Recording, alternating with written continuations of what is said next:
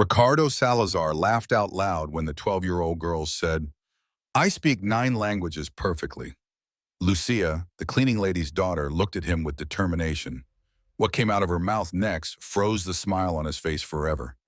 Ricardo Salazar adjusted his 80,000 pounds Patek Philippe watch as he looked with utter disdain at the meeting room on the 52nd floor of his corporate tower in the heart of Bogota. At 51, he had built a technology empire that had made him the richest man in Colombia with a personal fortune of 1.2 billion, but also the most ruthless and arrogant man in the country. His office was an obscene monument to his excessive ego, with walls of black marble imported from Carrara, works of art that cost more than entire mansions, and a 360-degree panoramic view that constantly reminded him that he was literally above all the mortals crawling through the streets like insignificant ants. But what Ricardo enjoyed most was not his astronomical wealth, but the sadistic power it gave him to humiliate and destroy those he considered inferior. "Mr. Salazar," his secretary's trembling voice interrupted his thoughts of superiority through the golden intercom. "Mrs. Carmen and her daughter have arrived for cleaning. Shall I let them in?" he replied with a cruel smile slowly spreading across his tanned face. "Today I'm going to have some fun." For the past week, Ricardo had been meticulously planning his favorite game of public humiliation. He had received, as part of a family inheritance, an ancient document written in multiple languages that the city's best translators had declared impossible to decipher completely. It was a mysterious text with characters that mixed Mandarin, Arabic, Sanskrit, and other languages that even university experts could not identify. But Ricardo had turned this into his most sadistic personal entertainment. At that moment, the glass door opened silently. Carmen Martinez, 45, entered in her immaculate navy blue uniform, pushing her cleaning trolley, which had been her faithful companion for the last 8 years working in this building. Behind her, with faltering steps and a worn but clean school bag, came her daughter Lucia. Lucia Martinez was 12 years old and the perfect antithesis of the obscene world of luxury that has surrounded Sommer. Her black shoes, carefully polished, had seen better days. Her public school uniform was patched but immaculate, and her books from the municipal library protruded from a backpack that had clearly been passed down from several older siblings. Her large, curious eyes contrasted dramatically with the submissive, fearful gaze her mother had developed after years of being treated as invisible. "Excuse me, Mr. Salazar," Carmen muttered, with her head bowed, exactly as she had learned he expected. "I didn't know you had a meeting. My daughter is with me today because I have no one to leave her with. We'll come back later if you prefer." "No, no, no." Ricardo stopped her with a laugh that sounded like the bark of a predator. "Stay. This is going to be absolutely delightful." He stood behind his black marble desk, his eyes gleaming with the cruelty of someone who had found new prey to torture. He walked around them like a shark circling its prey, enjoying the obvious terror in Carmen's eyes and the confusion in little Lucia's. "Carmen, tell your daughter what she does here every day," Ricardo ordered with a venomous smile. "Lucia, she knows, sir. I clean the offices," Carmen replied in a low voice, her hands clutching the handle of her trolley until her knuckles turned white. "Exactly. Clean." Ricardo clapped sarcastically, his voice laden with contempt. "And tell me, what is your level of education, Carmen?" Carmen felt the heat of humiliation rise to her cheeks. "Sir, I finished secondary school." "Secondary school? Just high school?" Eduardo exploded in cruel laughter that echoed throughout the office. "And here you have your little girl, who probably inherited the same mediocre genes." Lucia felt something strange stirring inside her chest. For years, she had watched other children in her class live in big houses, wear new clothes, and have their parents pick them up in fancy cars. She had accepted that her family was different, that they had less, but she had never seen anyone humiliate her mother in such a direct and cruel way. In fact, Ricardo had an idea that he found absolutely hilarious. "Lucia, come here. I want to show you something." Lucia looked at her mother, who nodded nervously and approached the desk with small but determined steps. Despite her youth, there was something in her eyes that Ricardo had never seen in Carmen's eyes. A spark of defiance that had not been completely crushed by poverty and circumstances. "Look at this document." Ricardo held the old papers in front of her eyes as if they were a dirty rag. The 5 smartest translators in the city can't read this. They're university professors, teachers with international degrees, language experts who have studied for decades. Lucia looked at the papers with genuine curiosity. Her eyes moved across the strange characters, the words and languages that seemed to dance between different writing systems. "Do you know what this means?" Ricardo asked with a mocking smile spreading across his face. It was a rhetorical question, a cruel joke designed to demonstrate the obvious inferiority of this poor girl in front of educated academics.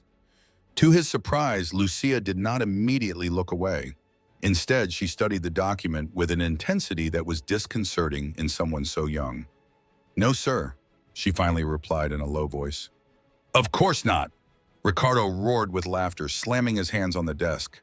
A 12-year-old girl from a family of cleaners, while doctors with 30 years of experience couldn't do it either. He turned to Carmen, his voice becoming even more venomous. "Do you realize the irony, Carmen? You clean the toilets of men who are infinitely more intelligent than you, and your daughter is going to end up doing exactly the same thing because intelligence is inherited." Carmen clenched her teeth, trying to hold back the tears of humiliation that threatened to spill over. For 8 years, she had endured comments like these. She had developed an emotional armor to protect herself from the cruelty of men like Ricardo.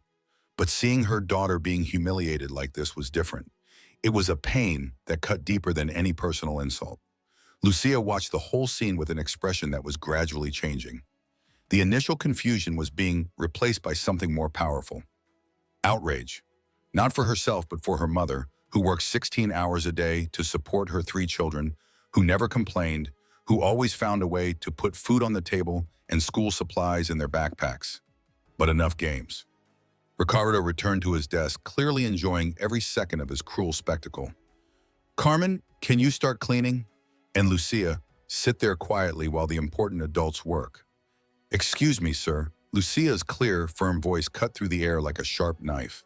Ricardo turned, surprised that the girl dared to interrupt. His expression was a mixture of amusement and irritation. "What do you want, girl? Are you here to defend your mummy?" Lucia walked slowly towards the desk, her footsteps echoing on the marble with a determination that surprised everyone in the room. When she stood in front of Ricardo for the first time in her short life, she looked directly into the eyes of an adult who was trying to intimidate her. "Sir," she said with a calmness that contrasted dramatically with her age, "you said that the best translators in the city can't read that document." Ricardo blinked, confused by the confidence in the voice of this girl who should have been trembling with fear. "That's right. So what? And you can read it?" The question hit Ricardo like an unexpected slap in the face.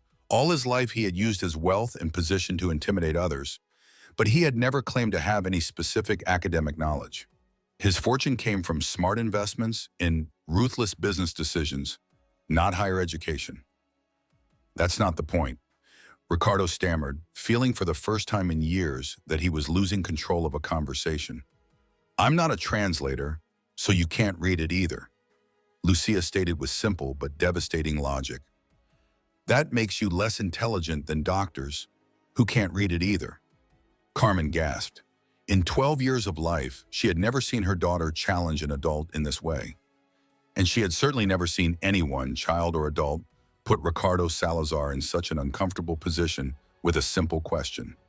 Ricardo felt his face flush, a mixture of anger and something he hadn't experienced in decades. Shame. This 12-year-old girl had just exposed the fundamental hypocrisy in his logic with the brutal clarity of innocence. "That's completely different," he roared, his voice rising in volume to compensate for the weakness of his argument. "I'm a successful businessman. I'm worth $10 billion. But that makes you smarter," Lucia asked with the same unflinching calm. "My teacher says that intelligence isn't measured by how much money you have, but by what you know and how you treat others." The silence that followed was so deep in that you could hear the hum of the air conditioning. Ricardo found himself completely disarmed by the simple but flawless logic of a 12-year-old girl who had just destroyed his central argument with the precision of a surgeon. Carmen looked at her daughter with a mixture of terror and pride. Terror because she knew that Ricardo Salazar had the power to destroy their lives with a single phone call. Pride because for the first time she was seeing her daughter stand up for herself and, by extension, defend the dignity of her family. Furthermore, Lucia continued, her voice growing stronger with each word, you said I couldn't read the document because I'm the daughter of a cleaning lady, but you never asked me what languages I speak. Ricardo felt a strange chill run down his spine. There was something about the way Lucia had uttered those last words that gave him a bad feeling. What languages do you speak? He asked, though he was no longer sure he wanted to hear the answer. Lucia looked him straight in the eye with a confidence that seemed impossible in someone so young. I speak native Spanish, advanced English, basic Mandarin, conversational Arabic, intermediate French, fluent Portuguese, basic Italian, conversational German, and basic Russian. The list came out of her mouth like a powerful litany, each language pronounced with a precision that made Ricardo's jaw slowly drop. That's 9 languages, Lucia added with a small, triumphant smile. How many do you speak, Mr. Salazar? The question hung in the air like a pea about to explode. Carmen had frozen, not only from the shock of hearing her daughter list languages she didn't even know she knew, but from the realization that the power dynamic in the room had just shifted completely. Ricardo opened and closed his mouth several times like a fish out of water. For 51 years, he had used his wealth as a shield and a sword, intimidating others with his financial success. He had never found himself in a situation where a 12-year-old girl had outsmarted him in public. He stammered, all his arrogance evaporating like steam. Would you like me to try reading your document? Lucia asked with a politeness that somehow made the offer even more devastating. Perhaps I can help where the doctors couldn't. And in that moment, Ricardo Salazar realized he had made the biggest mistake of his life. He had completely underestimated the wrong person and was about to discover that some humiliations cannot be bought their way out of. Little Lucia Martinez was about to change his world forever. The silence that followed Lucia's question was so thick it seemed to have physical weight. Ricardo Salazar, the most powerful man in Colombia, found himself completely paralyzed by a 12-year-old girl who had just shattered his logic with the brutal simplicity of the truth. His hands trembled slightly as he processed what he had just heard. 9 languages. A girl who was supposed to be grateful for the crumbs of public education had declared that she spoke 9 languages, more than he could learn in his entire life, even with all his millions. That's impossible. Ricardo finally stammered, his voice sounding strangely weak in the office he had designed specifically to intimidate. Where? Where did you learn all that? Lucia looked at him with an expression that was a mixture of patience and determination, as if she were explaining something obvious to an adult who hadn't been paying attention. At the municipal library, Mr. Salazar, they have free language programs every day after school. There are also videos on the internet, free apps, and books that anyone can borrow if they're curious to learn. Each word was like a gentle but devastating slap. Ricardo realized that while he had been spending hundreds of thousands of dollars on artwork that no one saw, on exclusive restaurants where he showed off his wealth, and on watches that cost more than Carmen's annual salary, this girl had been quietly building a knowledge that he could never buy. Carmen looked at her daughter with a mixture of amazement and terror.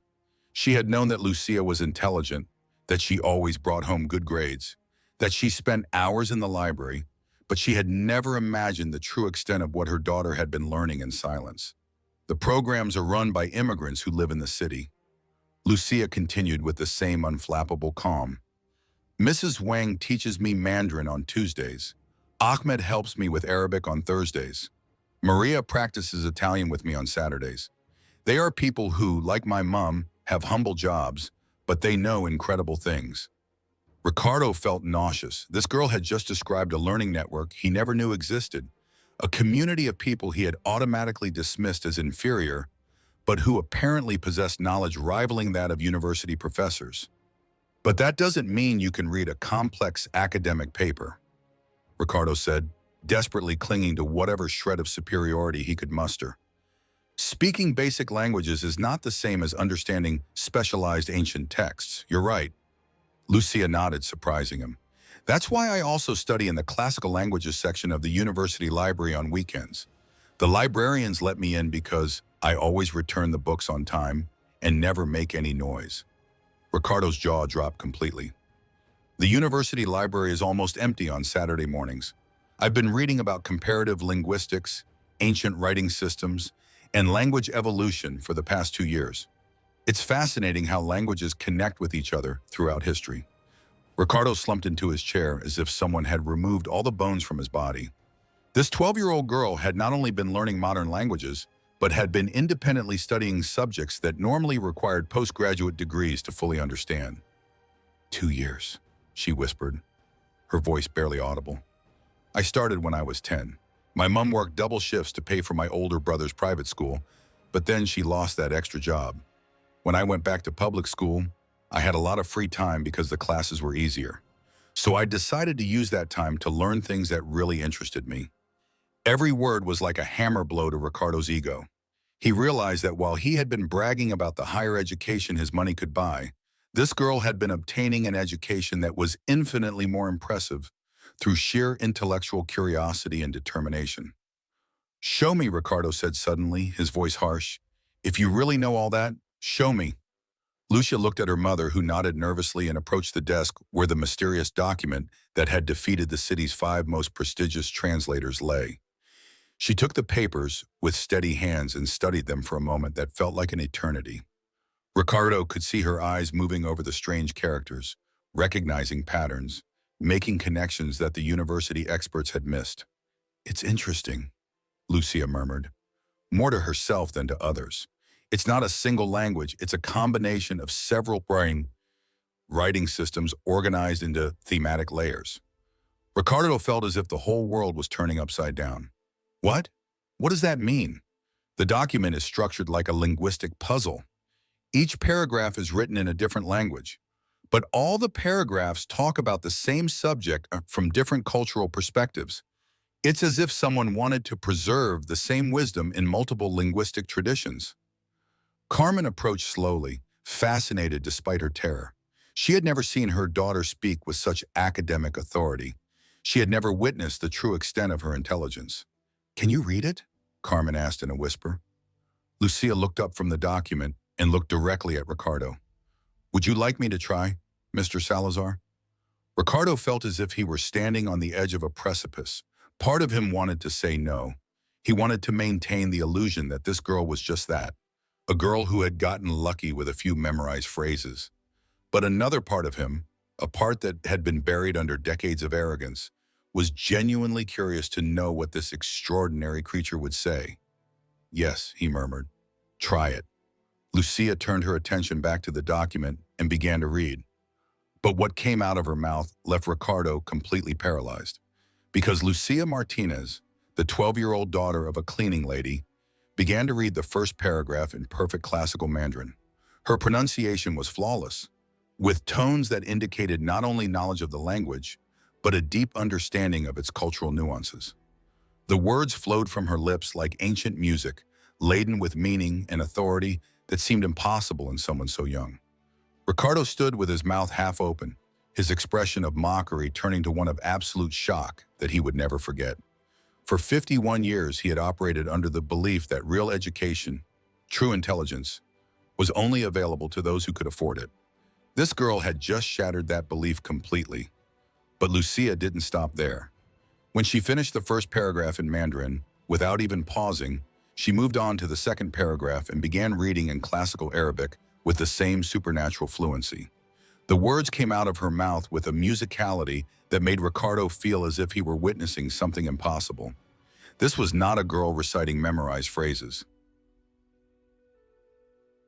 This was a genuine scholar who understood not only the words, but the cultural and historical context behind each expression. Carmen brought her hands to her heart, tears beginning to form in her eyes. Her daughter, her little Lucia, who helped wash dishes after dinner and did her homework at the kitchen table under a flickering light bulb, was demonstrating a level of knowledge that rivaled that of university professors. Lucia continued with the third paragraph, this time speaking in what sounded like ancient Sanskrit. Ricardo had no idea what she was saying, but he could hear the reverence in her voice, as if she understood not only the words, but the spiritual and philosophical weight they carried. With each language Lucia mastered perfectly, Ricardo's humiliation grew exponentially. He realized that for decades he had been bragging about his higher education in front of employees like Carmen, when in reality Carmen's daughter knew more about virtually any academic subject than he ever would. His world of certainty was crumbling word by word, language by language. Lucia read the fourth paragraph in what sounded like ancient Hebrew, her voice taking on a different quality that indicated deep respect for the tradition she was representing. Then the fifth paragraph in classical Persian, followed by the sixth in medieval Latin. When she finally finished reading, Lucia looked up from the document and looked directly at Ricardo. For the first time in the history of his interactions with service employees, there was no mission in the eyes that looked back at him. There was something he had never seen directed at him before, a deep, ancient, wise intelligence that had been hidden all this time behind economic poverty and youth. "Would you like me to translate the full meaning, Mr. Salazar?" Lucia asked with a calmness that contrasted dramatically with the trembling that had invaded everyone present. Ricardo tried to speak, but only a muffled sound came out of his throat. His face had gone from red with anger to white with absolute shock. His hands were shaking, and he could feel cold sweat running down his back despite the office air conditioning. Carmen approached her daughter with tears running down her cheeks. "Lucia, how? Where did you learn all this?" Lucia smiled for the first time since this whole situation had begun, but it was a smile that held a wisdom that seemed impossible in someone her age. "Mum," she replied in a voice that suddenly had a dignity that Ricardo had never heard before in his office. "You always told me that education was the one thing no one could take away from me. So I decided to get all the education I could find, no matter if it was free or if I had to get it in public libraries." Those words were like a stab to Ricardo's heart. He realized that this girl had achieved more with free resources and personal determination than he had with millions of dollars and elite connections. Ricardo finally found his voice, though it sounded strangled and weak. "What? What does the document say?" Lucia placed the document on the marble desk with reverential care, as if it were a precious treasure. Her movements were suddenly different. She no longer had the cowering posture of a girl trying to be invisible, but the upright posture of someone who knew her own intellectual worth. The document speaks about the true nature of wisdom and wealth. Lucia began, her voice clear and firm. "It says that true wisdom does not dwell in golden palaces, but in humble hearts. That real wealth is not counted in coins, but in the ability to see the dignity in every soul." Each word was like an arrow aimed directly at Ricardo's soul. He realized that the document was not just a linguistic puzzle, it was a mirror that reflected exactly what he had become and what he had lost in the process. It says that he who believes himself superior because of his possessions is the poorest of all men, for he has lost the ability to recognize the light in others.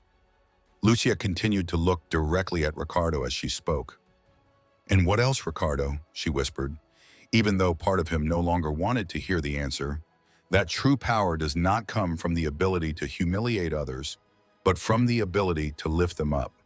And that when a powerful man discovers that he has been blind to the wisdom that surrounded him, that is the moment of his true awakening or his eternal damnation." The room fell silent when Lucia finished. Ricardo realized that he had not only been humiliated by a 12-year-old girl, he had been judged by her and found wanting in every way that really mattered. He had come face to face with his own soul, and he did not like what he saw. The silence that followed Lucia's words was so deep that Ricardo could hear his own heart beating like war drums in his ears. For the first time in his 51 years, he was completely speechless, defenseless, stripped of the armor of arrogance he had meticulously built up over decades. His hands trembled as he clung to the edge of his marble desk, trying to find something solid in a world that had suddenly become liquid and unstable. The girl standing in front of him was no longer just the daughter of a cleaning lady. She was a brutal mirror reflecting everything he had lost, everything he had never been, and everything he could never buy with his $1.2 billion. "Who? Who are you really?" Ricardo whispered, his voice barely audible in the office he had designed to intimidate, but which now felt like a prison of his own making. Lucia looked at him with an expression that was a mixture of compassion and a wisdom that it seemed impossible in someone 12 years old. "I am exactly who you have seen, Mr. Salazar. I am Lucia Martinez, daughter of Carmen Martinez, student at Jose Marti Public School, and someone who believes that everyone deserves to be treated with dignity. Each word was like a drop of acid falling on Ricardo's soul. He realized that throughout his entire life, he had been confusing external labels with people's true value.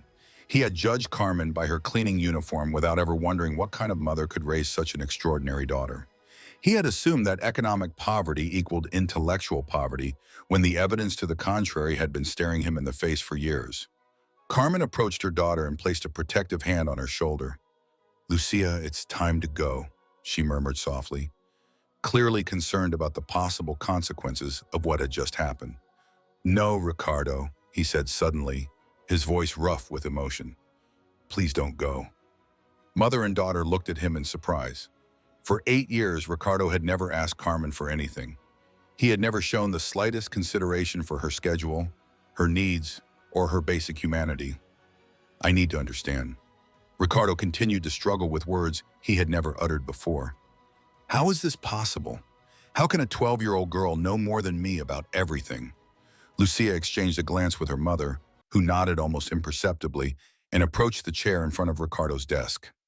For the first time in the history of that office, someone who wasn't a millionaire sat as an equal in front of the owner of an empire. "I don't know more than you about anything, Mr. Salazar," Lucia replied with brutal honesty. "You know about business, about making money, about running companies. Those are skills I don't have." But she continued, and Ricardo could feel a devastating but coming. "You never learned about the things that really matter. You never learned about respect, about humility, about seeing the humanity in others. And those are the most important lessons of all." Ricardo felt as if every word was a punch to the stomach. "And you have learned them. My mom taught them to me." Lucia replied simply, looking at Carmen with genuine love. "She works 16 hours a day to give my siblings and me a decent life. She never complains. She never speaks ill of people who treat her unfairly. She always finds time to help me with my homework, even when she's exhausted." Carmen felt tears welling up in her eyes as she listened to her daughter describe her sacrifices with such clarity and appreciation. "Do you know what my mom taught me that is more valuable than all your millions?" Lucia asked, looking directly at Ricardo. "She taught me that true wealth lies in the ability to make others feel valuable. She taught me that intelligence without kindness is simply educated cruelty. And she taught me that no matter how little you have materially, you can always choose to treat others with dignity." Each lesson was like a gentle but devastating slap. Ricardo realized that Carmen, whom he had treated as if she were invisible for 8 years, had been raising a philosopher in their humble home, while he had been accumulating expensive objects in his empty mansion. "But I've worked my whole life to get where I am," Ricardo protested weakly, clinging to the last shreds of his self-image. "I built an empire from scratch, and that's admirable." Lucia agreed, surprising him with her ferns. "But the question is, what did you build it for? To help others? To make the world a better place? Or just to feel superior to people like my mother?" The question hung in the air like a bomb waiting to explode. Ricardo opened his mouth to defend himself, but realized he had no answer that wouldn't make him look like the selfish monster he probably was. "I don't know," he finally admitted, his voice breaking with the most honest admission he had made in decades. "That's the difference between us, Mr. Salazar." Lucia said softly, "You never wondered why you were building your empire. I always wonder why I'm learning every new language, reading every new book, studying every new subject. And what's your answer? Because I want to understand the world well enough to help change it. Because I believe that education is a tool for justice, not arrogance. And because I want to honor the sacrifices my mother has made by giving purpose to everything I've learned." Ricardo felt something strange stirring in his chest, something he hadn't experienced in years. It was a mixture of deep shame and something that could be admiration, respect. He wasn't sure, but he knew it was the first time in decades that he felt he was in the presence of someone genuinely superior to him. Not in money or power, but in the things that really mattered. "What do I do now?" he asked, surprised by the genuine vulnerability in his own voice. Lucia studied him for a long moment, as if assessing whether the question was sincere or just another manipulation. She apparently decided it was genuine. First, she said, "You need to apologize to my mum, not just for today, but for 8 years of treating her as if she were invisible." Ricardo looked over at Carmen, who had been watching the entire conversation with a mixture of terror and fascination. For 8 years, she had been nothing more than a cleaning lady to him. He had never known her full name, never asked about her family, never even acknowledged her basic humanity. Carmen began to speak, her voice trembling. I'm sorry. I'm sorry for all these years of treating you as if you weren't here, as if you weren't a real person. I'm sorry for never asking you about your life, for never acknowledging that you have a family, dreams, hopes, and I'm especially sorry for humiliating you in front of your daughter today. Carmen was breathless. In 8 years of working for him, Ricardo had never once said her name, let alone apologized for anything. But an apology isn't enough. Lucia continued relentlessly. Words are easy. Real change requires action. What kind of action? You need to change how you treat all your employees. You need to learn their names, understand their lives, recognize their humanity. You need to use your wealth to lift others up instead of humiliating them. But I don't know how to do that, Ricardo admitted, feeling like a lost child. Then learn. Lucia replied with the same determination she had used to learn 9 languages. My mum can teach you. She knows more about real leadership than all the business books you've read. Ricardo looked at Carmen with new eyes. For the first time in 8 years, he really saw her. He saw a woman who had raised an extraordinary daughter while working exhausting jobs. He saw someone who had maintained her dignity despite years of humiliation. He saw a real leader who had been right under his nose all this time. Carmen said softly, "Would you help me? Would you teach me how to be better?" Carmen looked at him for a long moment, assessing whether this transformation was genuine or temporary. Finally, she nodded slowly. "But there are conditions," Lucia interjected. "Whatever you want." Ricardo replied immediately. "First, my mum needs a real job with a decent wage and respect. No more cleaning toilets for a man who can afford 100 employees." "Agreed. Second, you're going to create a scholarship program for children like me, smart kids from working-class families who deserve real opportunities." "Agreed. Third, you're going to learn at least 1 new language so you can understand what it's like to be in a student's shoes again." Ricardo blinked, surprised by that condition. "What language?" Lucia smiled for the first time since this whole situation had begun. "I'll teach you Mandarin on Tuesdays after work at the municipal library." The idea of Ricardo Salazar, the richest man in Colombia, learning languages in a public library, was so revolutionary that it seemed almost impossible. But as he looked at this extraordinary girl and her resilient mother, he realized that maybe it was exactly the kind of impossible he needed in his life. "Do we have a deal?" Lucia asked. Extending his small but firm hand, Ricardo looked at the girl's hand for a moment, knowing that shaking it would fundamentally change who he was as a person. Then, for the first time in decades, he made a decision based not on money or power, but on the hope of becoming someone worthy of respect. He shook Lucia's hand firmly. "We have a deal," he said, and for the first time in years, he felt like he had done something truly important. The change had begun 3 days after the encounter that had changed everything. Ricardo Salazar found himself doing something he had never imagined in his entire life. Waiting nervously in the lobby of the Julio Cortázar Municipal Library, a building he had passed by for decades without even noticing it. His hands were sweating as he held a basic university notebook he had bought at a neighborhood stationery store, feeling like a first-day student waiting to meet his most intimidating teacher. The contrast could not have been more dramatic. For 51 years, Ricardo had operated from glass towers, marble offices, and meeting rooms, where every object cost more than the average family's annual salary. Now he was standing in a public space, surrounded by children doing homework, elderly adults reading newspapers, and mothers carrying babies while searching for books. It was a world completely different from his, a world that existed parallel to his bubble of privilege, without him ever having noticed it. "Mr. Salazar," a familiar voice pulled him out of his anxious thoughts. He turned to see Lucia walking toward him with a school bag loaded with books and a smile that was professional but warm. She was no longer wearing the worn school uniform she had worn during their first encounter, but casual weekend clothes that, while clearly not expensive, were impeccable and carefully coordinated. Lucia Ricardo responded and was surprised at how natural it sounded to say his name with genuine respect. "Thank you for doing this. Are you ready for your first lesson?" Lucia asked, gesturing towards the study tables that were filled with students of all ages. "Honestly, I'm terrified," Ricardo admitted, a confession that would have been unthinkable a week earlier. "I haven't been a student since university, and that was 30 years ago." Lucia guided him to a table in the language section, an area Ricardo had never known existed. The walls were covered with posters of alphabets in different languages, world maps marking language families, and schedules for free classes in dozens of different languages. "Is all of this free?" Ricardo asked with genuine disbelief. "Completely free," Lucia replied as she organized basic Mandarin materials on the table. "The city believes that education should be accessible to everyone, not just those who can afford it." The statement hit Ricardo like a gentle slap.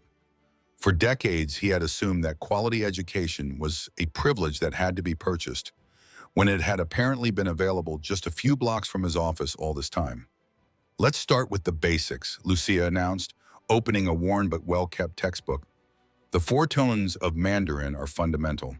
Without them, a word can mean completely different things."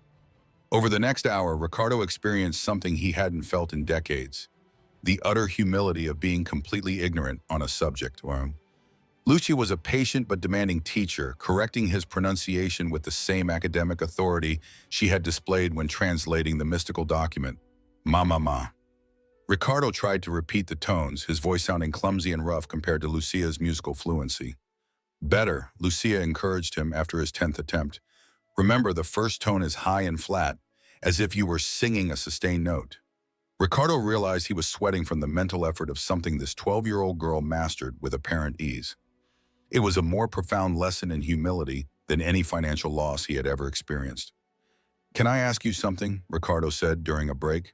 "Of course. How do you do this? How can you teach someone who treated you so badly with such patience?" Lucia considered the question carefully before answering. "Because I believe in second chances, and because teaching is a way of honoring all the teachers who have been patient with me."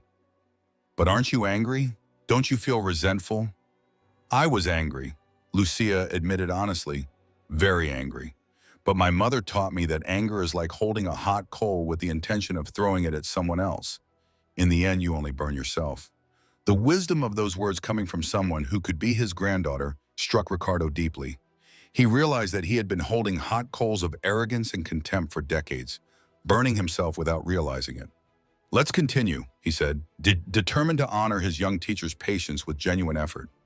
As he stumbled his way through basic Mandarin characters, Ricardo became consciously aware of his surroundings. At the next table, an elderly woman was helping a child with math. At another, a group of teenagers studied silently for exams. In the computer section, adults were learning basic digital skills. It was a microcosm of learning and growth that had existed parallel to his world of luxury without him ever noticing. He realized that he had been living in such a dense bubble that he had completely lost sight of the humanity around him. "Can I meet some of your other teachers?" he asked softly. Lucia's eyes lit up. "Really, would you like to?" "I'd love to."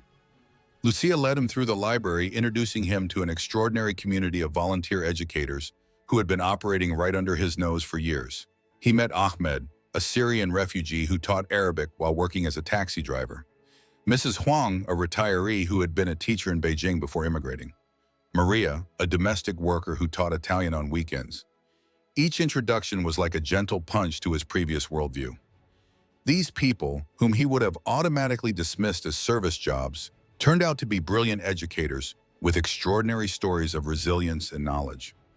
Dr. Ahmed, Ricardo said, using the title Lucia had told him was appropriate. "Lucia tells me you teach classical Arabic." Ahmed smiled warmly. "It's an honor to keep the language alive. In my country, I was a university professor of literature. Here, I drive a taxi, but languages live in the heart." Ricardo felt a pang of shame as he remembered how many times he had taken taxis driven by men like Ahmed, never wondering about their previous lives, their losses, their silent contributions to the community. Could you teach me some Arabic too?" he asked timidly. "It would be an honor," Ahmed replied, and Ricardo could see tears forming in his eyes. It's been a long time since anyone asked me to teach for the simple love of knowledge. When he finally finished his first Mandarin lesson, Ricardo felt physically and mentally exhausted, but also strangely energized. For decades, he had assumed that he was done learning, that his education was complete. To discover that he could still struggle with new concepts, still feel the satisfaction of mastering something difficult, was an unexpected revelation. Same time next week? Lucia asked as she packed up her materials. Absolutely, Ricardo replied without hesitation. And Lucia, thank you, not just for the language lesson, but for showing me a world I had been ignoring. You weren't ignoring it, Lucia corrected him gently. You just didn't know it existed. Now that you know, you can choose what to do with that knowledge. As Ricardo drove back to his mansion that night, his thoughts were completely occupied by the lessons of the day. Not just the Mandarin lessons, but the deeper lessons about community, humility, and the wealth of knowledge that existed in places he had never thought to look. The next day, Ricardo did something that surprised his entire executive team. He called an emergency meeting, not to discuss profits or expansion, but to talk about corporate social responsibility. I want us to establish a full scholarship program for students from working-class families, he announced to his surprised executives. And I want us to sponsor language programs in public libraries throughout the city. What's the return on investment? Asked his chief financial officer, clearly confused. The return is that we live in a better society, Ricardo replied, surprising himself with the conviction in his voice. The return is that we stop wasting human talent because of accident of birth. His executives exchanged worried glances, clearly thinking their boss had lost his mind. But Ricardo no longer cared what the men thought, who had been complicit in his previous arrogance. That same week, he fulfilled another of his promises.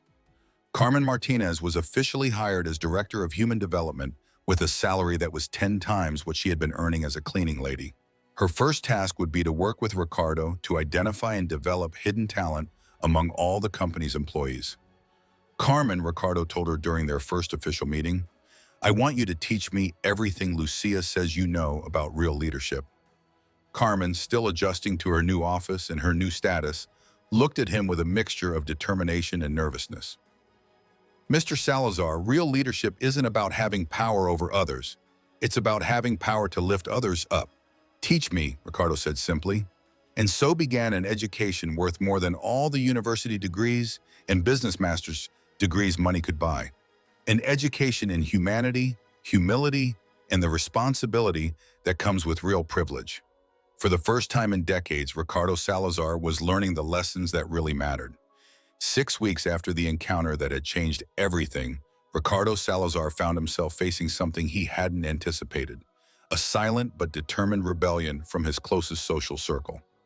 The exclusive Los Andes Business Club, where he had had lunch every Friday for the past 15 years, had suddenly become hostile territory.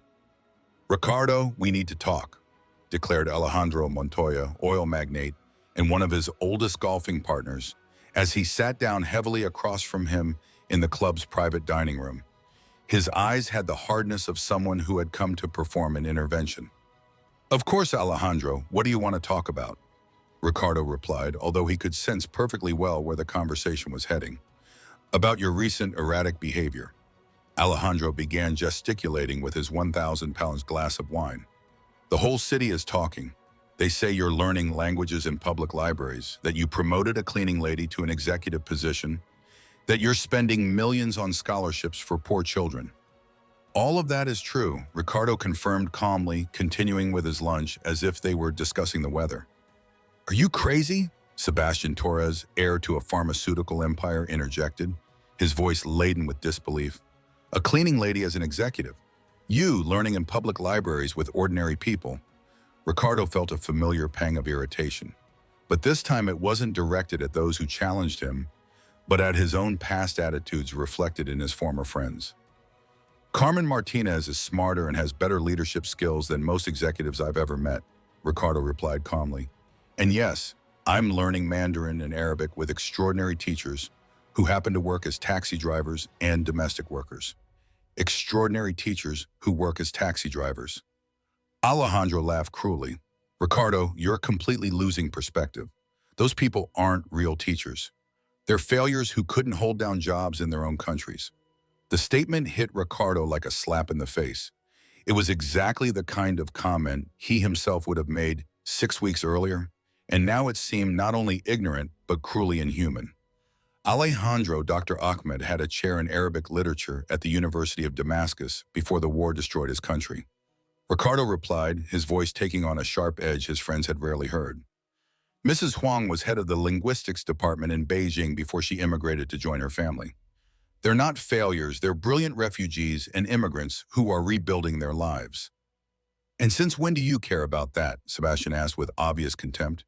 For years you've mocked those same people. What changed? Ricardo considered the question carefully. What had really changed? Was it just the shock of being humiliated by Lucia, or had it been something deeper? I realized that I had been living in such a thick bubble that I had completely lost sight of what it means to be human. Ricardo replied honestly, I realized that I had confused financial success with moral superiority and that I had been wasting opportunities to meet extraordinary people because of stupid prejudices. This is ridiculous, interrupted Fernando Vasquez, a telecommunications magnate who had arrived late to the conversation but had heard enough to catch up. Ricardo, we all know you're going through some kind of crisis. Maybe you should consider taking a holiday, seeing a psychiatrist. I'm not having a crisis, Ricardo interrupted firmly. For the first time in decades, I am completely sane. You're the ones living in a fantasy where money makes you better people. The silence that followed was tense and hostile. Ricardo could see that he had crossed a line with his former friends, who had come expecting him to acknowledge his mistake and return to the fold of shared arrogance. Look, Ricardo, Alejandro leaned forward, his voice becoming threatening. I don't know what game you're playing, but it's affecting all of us. The other businessmen are starting to question our circle.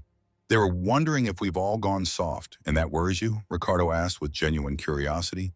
Of course it worries me. Our power comes from sticking together, from presenting a unified front. When one of us starts acting like a social activist, it weakens us all. Ricardo realized something fundamental in that moment. His former friends weren't concerned about his mental well-being or his business success. They were concerned because his transformation threatened the system of privilege from which they all benefited. Do you know what I've learned in these 6 weeks? Ricardo asked, standing up slowly. I've learned that true power doesn't come from the ability to exclude others, but from the ability to lift them up. That's progressive nonsense, Sebastian spat out. Real power comes from competition, from superiority, from keeping the competition down. And how's that working out for you? Ricardo asked. Are you happy? Do you feel fulfilled? Can you look in the mirror and feel proud of who you are as people? The questions hung in the air like bombs waiting to explode. Ricardo could see in the faces of his former friends that he had touched on something uncomfortable, something they preferred not to examine. Happiness is a luxury, Fernando replied defensively. We focus on real success. And what is real success? Ricardo pressed. Numbers in a bank account, the ability to humiliate employees, living in a bubble where you never have to confront your own humanity. You're talking like an idiot, Alejandro stood up abruptly, clearly frustrated. Ricardo, we're going to give you a week to reconsider this phase. After that, you're going to have to choose between keeping your place in this circle or continuing with this social justice nonsense. I don't need a week, Ricardo replied immediately. I choose to continue being a decent person. If that means losing your approval, then so be it. The silence that followed was absolute. For 15 years, these men had been his inner circle, his validators, his accomplices in mutual arrogance. Losing their approval would have been unthinkable 6 weeks earlier. Fine, Alejandro finally said, picking up his jacket. But when this experiment in kindness fails, when you realize that the real world doesn't work with hugs and language lessons, don't come to us asking to be accepted back. I won't, Ricardo promised. Because I've discovered something that you guys apparently have never experienced. I've found a social circle based on mutual respect, personal growth, and genuine contribution to the well-being of others. And it turns out to be infinitely more satisfying than this one. As his former friends left the dining room with expressions of disgust, Ricardo felt strangely relieved. For years, he had maintained these friendships out of habit and social convenience, without realizing how toxic they had been to his development as a person. That same afternoon, Ricardo kept his weekly appointment at the municipal library. While practicing Chinese characters with Lucia, he told her about his confrontation with his old friends. "Do you feel bad about losing those friendships?" Lucia asked with genuine curiosity. "Surprisingly, no," Ricardo admitted. "I feel like I've let go of a weight I've been carrying around for years without realizing it." "It's normal," commented Ahmed, who had joined their study session. "When you start to grow as a person, sometimes you have to leave behind relationships that no longer serve you." "No, but don't you feel lonely sometimes?" Ricardo asked at first. "Yes," Mrs. Wong interjected from the next table. "But then you discover that there's a whole world of authentic people waiting to meet you. Only you couldn't see them before because you were surrounded by mirrors reflecting your worst version." The words resonated deeply with Ricardo. He realized that he had been surrounded by people who reflected and validated his worst qualities, whereas now he was surrounded by people who inspired him to be better. Lucia added with a smile, "Now he has real friends, friends who appreciate him for who he is trying to be, not for how much money he has." Ricardo looked around the study table. He marveled at Ahmed's impossible wisdom, at Mrs. Wong's infinite patience, and he realized she was right. He had gained something much more valuable than what he had lost. "You're right," he said finally. "And you know what's best of all?" "What?" they asked in unison. "For the first time in decades, when I look in the mirror, I like the person I see looking back at me." It was the simplest and most profound truth he had ever uttered in his entire life. 3 months after the encounter that had changed everything, Ricardo Salazar found himself standing in front of the mirror in his office, adjusting his tie for the most important event of his new life. But it wasn't a meeting with multi-millionaire investors or the signing of a contract that would multiply his earnings. It was something much more meaningful. It was the graduation ceremony for the first class of the Lucia Martinez Scholarship Program, which he had established in honor of the girl who had taught him the true meaning of intelligence. The physical change in Ricardo was remarkable. He had lost weight, not from stress as in previous years, but because he had started walking daily through neighborhoods of the city he had never visited, meeting families who benefited from his programs and listening to their stories. His face no longer had the perpetually tense expression of a man living in constant competition with the world.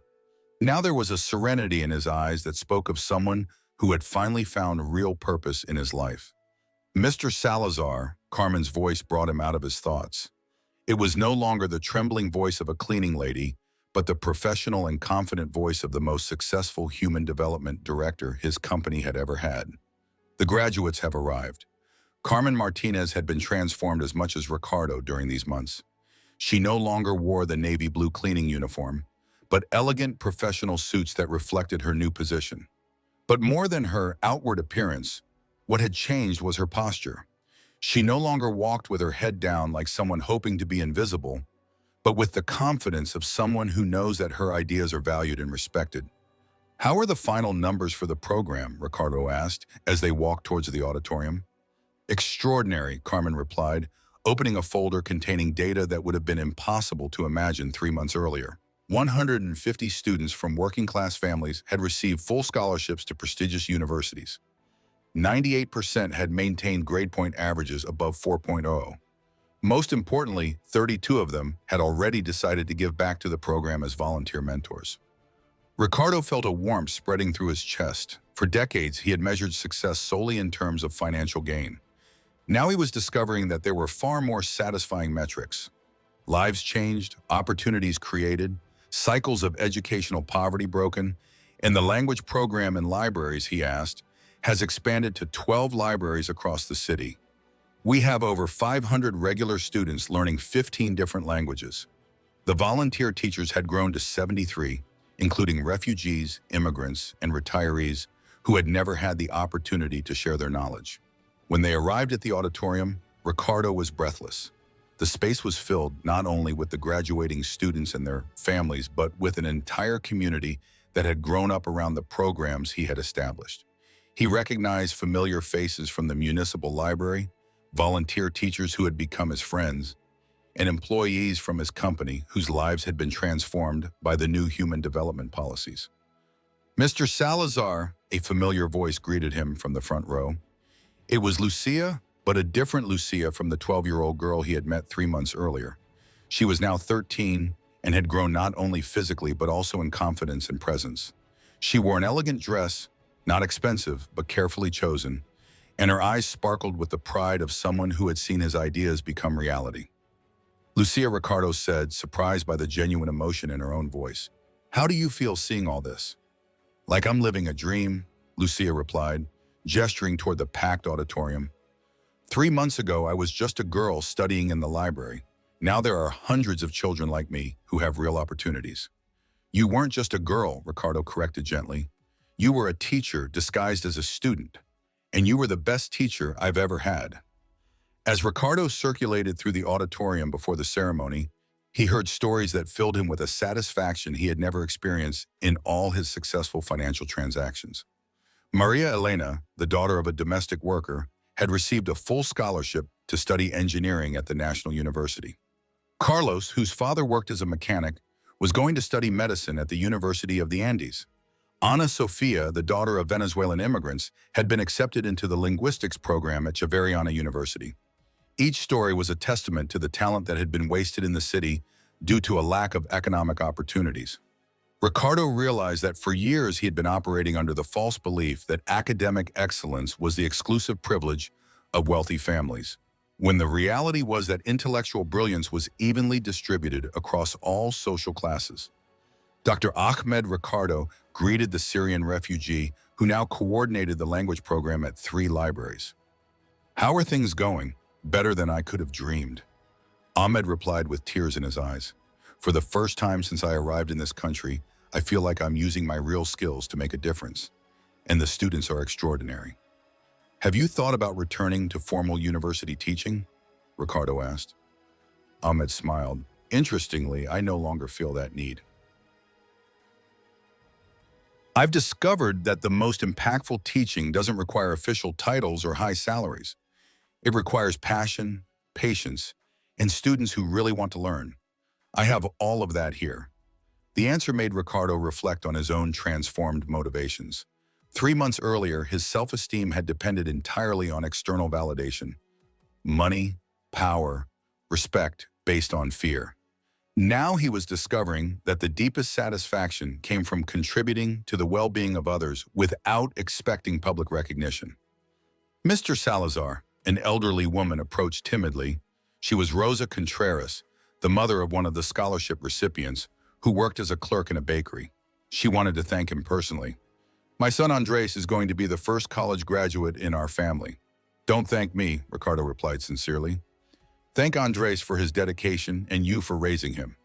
I only provided resources that I should have provided years ago." The woman looked at him in surprise. "You should have provided?" "Yes." Ricardo nodded, feeling the weight of years of missed opportunities. "For decades, I had the resources to do exactly this, but I was too focused on myself to see the needs around me. You deserved these opportunities long ago." When it was time for his speech, Ricardo found himself standing in front of a microphone, looking out at an auditorium filled with faces that represented tangible hope. There were no teleprompters or notes prepared by assistants, just words that came directly from a heart that had finally learned to feel. 3 months ago, Ricardo began his voice clear, but heavy with emotion. He was a completely different man. He was rich, powerful, and utterly empty inside. I had convinced myself that my financial success made me superior to others, when in reality my arrogance had made me inferior as a human being. The auditorium was completely silent, hanging on every word. Then, an extraordinary girl taught me the most important lesson of my life. Lucia Martinez showed me that true intelligence is not measured by the size of your bank account, but by the wisdom with which you treat others. She taught me that real education is not a privilege that can be bought, but a right that should be available to everyone. Ricardo looked directly at Lucia, who smiled encouragingly at him from the front row. Over the past 3 months, I have had the privilege of learning from an extraordinary community of educators, students, working families, and refugees who have shown me what it truly means to contribute to society. I have learned that true wealth is not accumulated, it is shared. That real power does not dominate, it elevates. The young people graduating today have not only earned university scholarships, They have proven that talent flourishes when given opportunities, regardless of the postcode where you were born or the job your parents have. You are living proof that a more just society is not only possible, but inevitable. When we decided to invest in human potential, Ricardo paused, feeling tears welling up in his eyes for the first time in decades. But the most important lesson I have learned is this. When you help others reach their potential, you reach yours. When you lift others up, you lift yourself up. And when you finally see the humanity in those you had made invisible, you discover your own humanity. The ovation that followed lasted nearly 10 minutes. But what moved Ricardo most was not the applause, but the quality of the expressions on the faces in the auditorium. He saw hope, gratitude, and something he had never seen directed toward him before, genuine love. After the ceremony, as Ricardo spoke with graduates and families, he realized something fundamental. For the first time in his life, he felt completely fulfilled, not because he had made more money or gained more power, but because he had used his resources to create a real positive impact in the world. "What comes next?" Lucia asked him as the crowd began to disperse. "Now," Ricardo said with a genuine smile, "we keep changing lives, one scholarship at a time, one program at a time, one opportunity at a time." "And how does it feel?" Carmen asked, joining the conversation. Ricardo considered the question carefully. "I feel like I've finally found what my life was meant to be. Not to accumulate wealth, but to distribute opportunities. Not to prove superiority, but to recognize greatness in others." As Ricardo drove home that night, he knew he had found something that all his millions could never buy. A purpose that transcended his own ego. A satisfaction that came from lifting others up. And the peace that comes when you finally live according to your deepest values. The transformation was complete.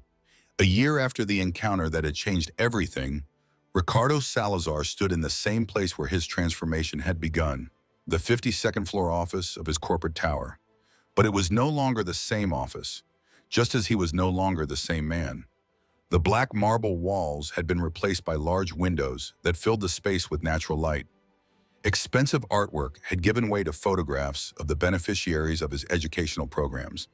And where there had once been an intimidating marble desk, there was now a round wooden table where he met weekly with Carmen, Lucia, and other community leaders to plan new initiatives. This morning was special. He had called a press conference to announce something that would have been unthinkable a year earlier: the creation of the Lucia Martinez Foundation for Human Dignity, endowed with $500 million, almost half of his personal fortune, to expand educational programs throughout Latin America. Mr. Salazar, Carmen's professional voice brought him out of his thoughts as he reviewed the final documents for the foundation. "The journalists have arrived. Representatives from the 20 universities that have committed to participating in the regional program are also here."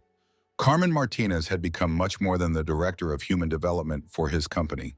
She was now the executive director of the foundation, a nationally recognized leader for her innovations in inclusive education. Her transformation from invisible cleaning lady to respected executive had been documented in international magazines as an example of authentic emerging leadership. "And Lucia?" Ricardo asked, even though he knew she would never miss such an important event. "She's in the auditorium reviewing her presentation. She's been working on this for weeks." Carmen smiled. "I think she's going to surprise everyone." As they walked toward the auditorium, Ricardo reflected on the extraordinary year that had passed. The changes had not only been in her personal life, but in the entire structure of her company and its impact on the community.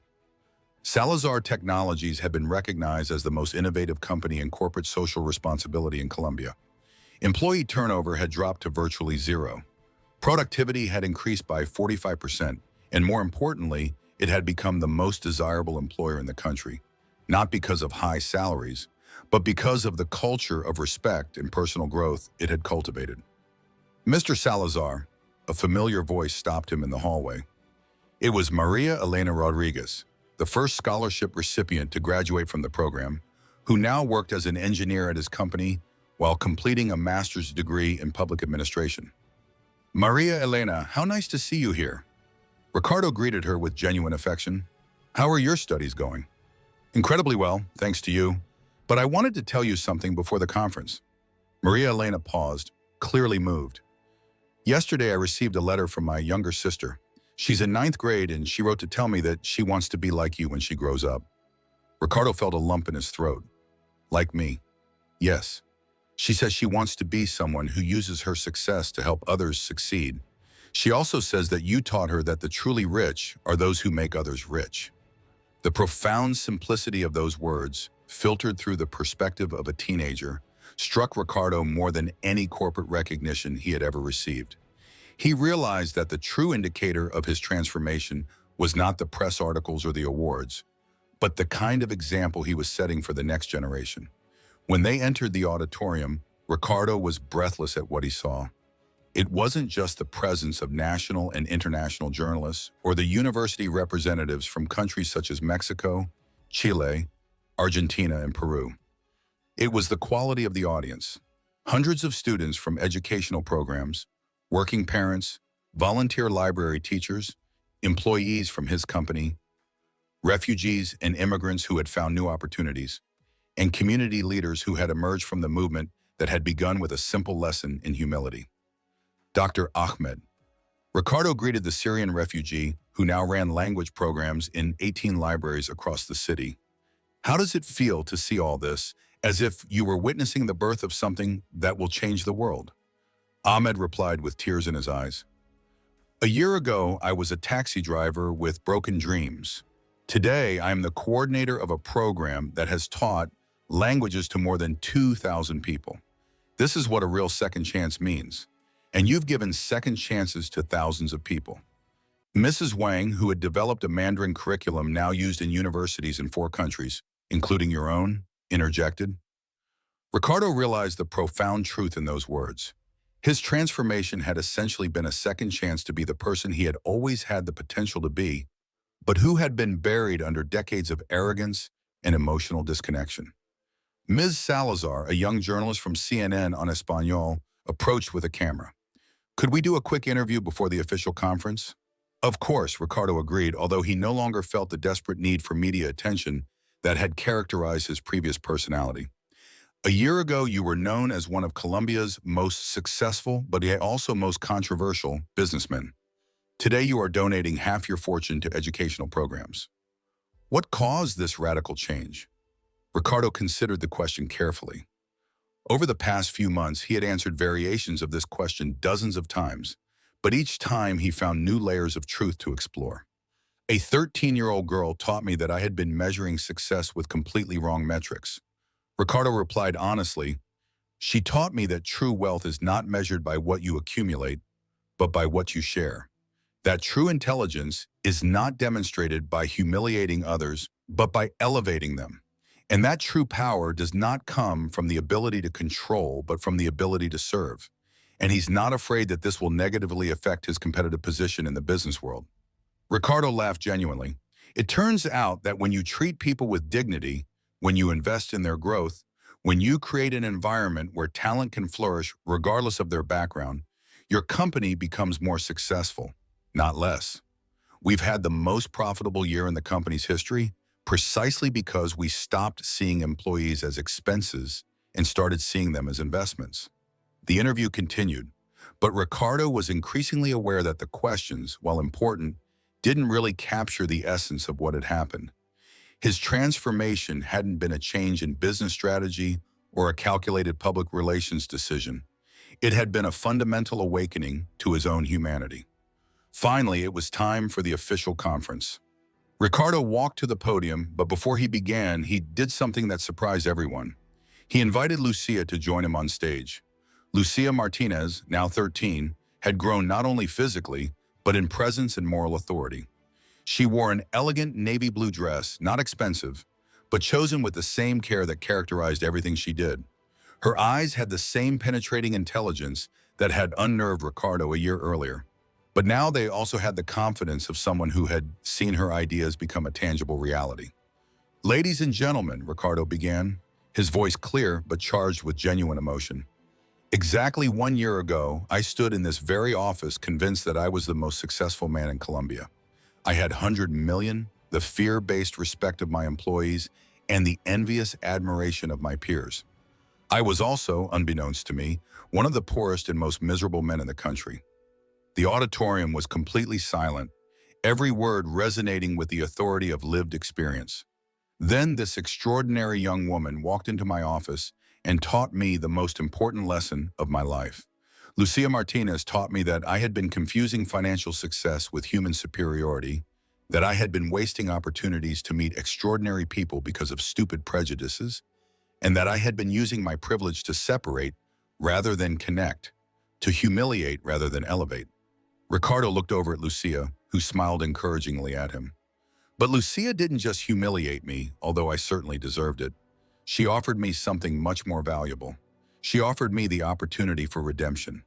She taught me that it's never too late to change, that it's never too late to be better, and that real transformation requires not only recognizing your mistakes, but taking concrete action to correct them. Over the past year, I have had the privilege of learning from an extraordinary community of educators, students, working families, refugees, and immigrants who have shown me what it truly means to contribute to society. I have learned that education is the great equalizer, that talent is evenly distributed, but opportunities are not, and that when you invest in human potential, the returns far exceed any financial investment. Ricardo paused, allowing the words to resonate throughout the packed auditorium. Today, I am announcing the creation of the Lucia Martinez Foundation for Human Dignity, endowed with $400 million, dedicated to expanding inclusive educational programs throughout Latin America. But more important than the money is the philosophy behind this foundation.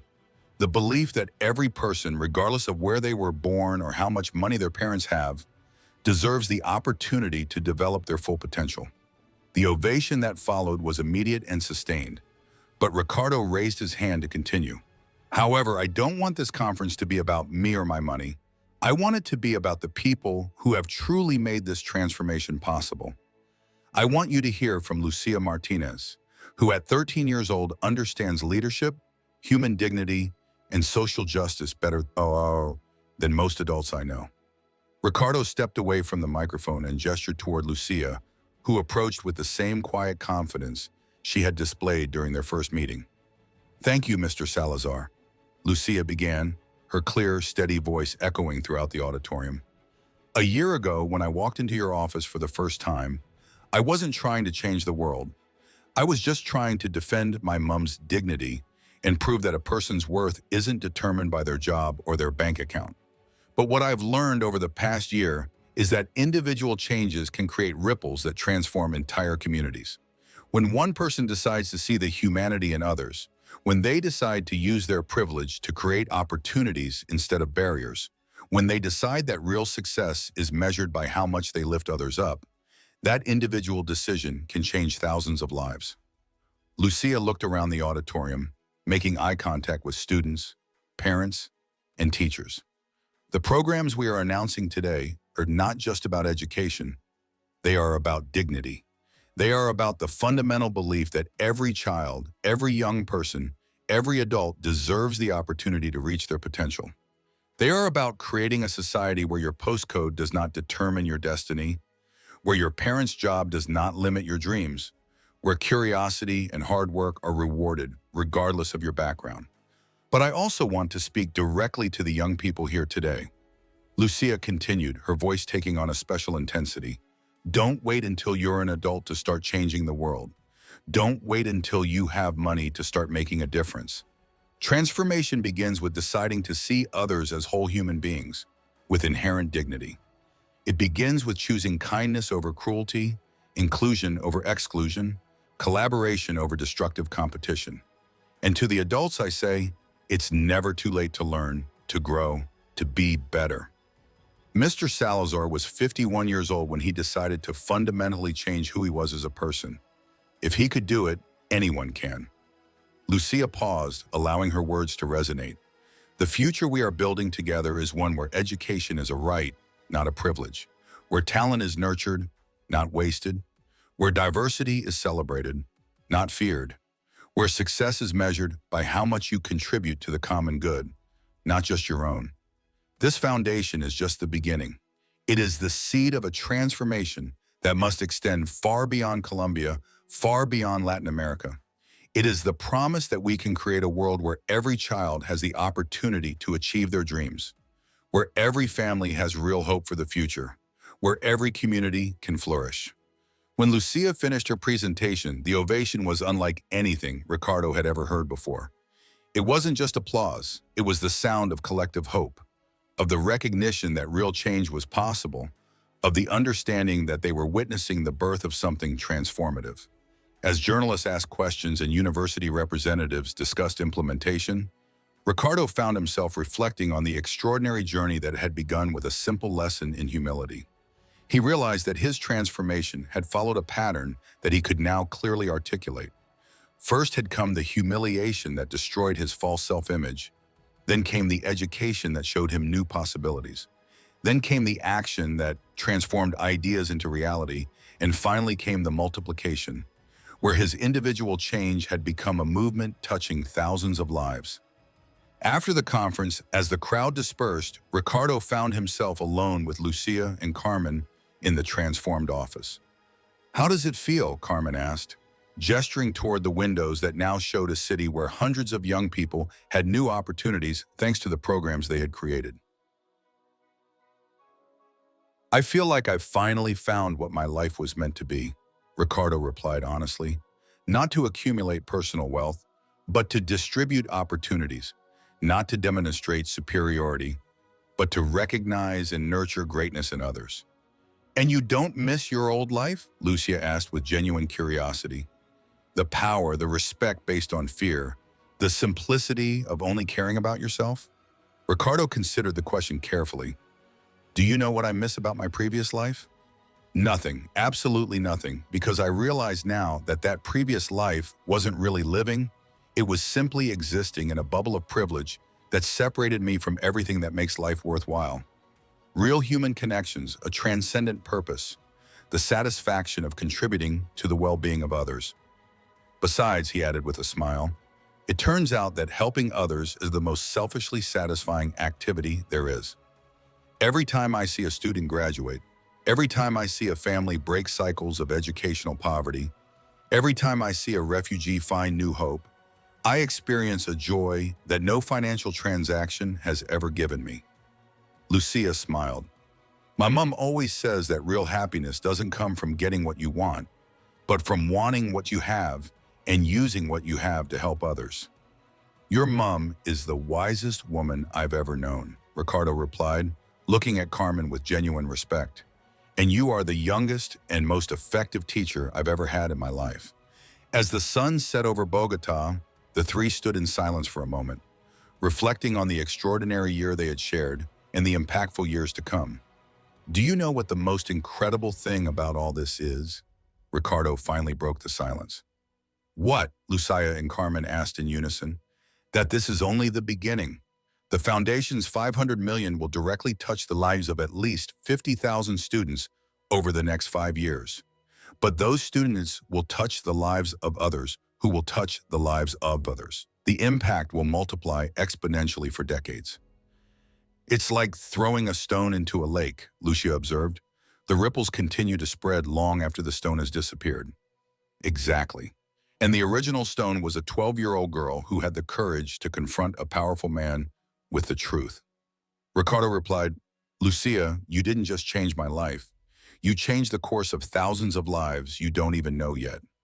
As they left the office that night, Ricardo knew he had found something that all his previous money had never been able to buy.